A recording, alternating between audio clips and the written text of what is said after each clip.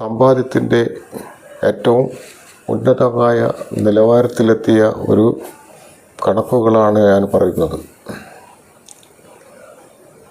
Reserve bank of India എല്ലാ 8 വർഷം കൂടുമ്പോഴും 8 വർഷ കാലാവധിയിൽ ഗോൾഡ് ബോണ്ട് ഇഷ്യൂ ചെയ്യുന്നുണ്ട്.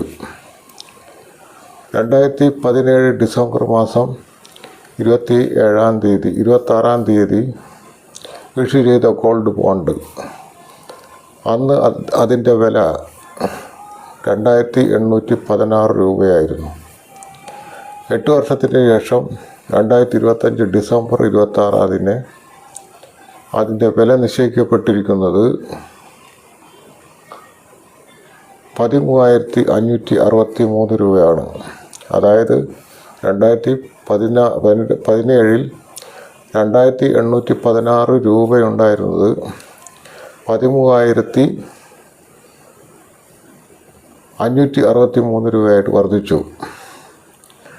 ഏകദേശം 10,747 രൂപ ഒരു നിക്ഷേപകത്തിന് ലാഭം കിട്ടി എന്നുള്ളതാണ്.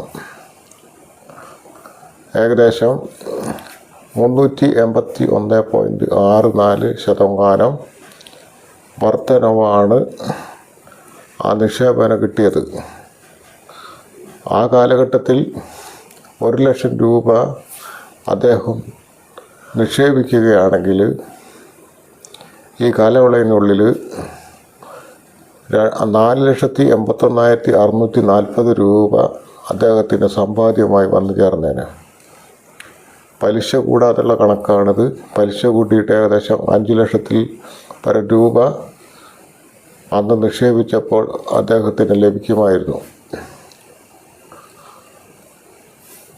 10 ലക്ഷം രൂപ നിക്ഷേപിച്ചിരുന്നെങ്കിൽ ഈ കാലയളവിനുള്ളിൽ 1/2 കോടി രൂപയോളം ആ നിക്ഷേപകൻ്റെ സമ്പാദ്യമായിട്ട് വന്നു ചേർന്നേനെ. അതാണ് സ്വർണത്തിൻ്റെ അത്ഭുത വെൽത്ത് ക്രിയേഷൻ എന്ന് പറയുന്നത്.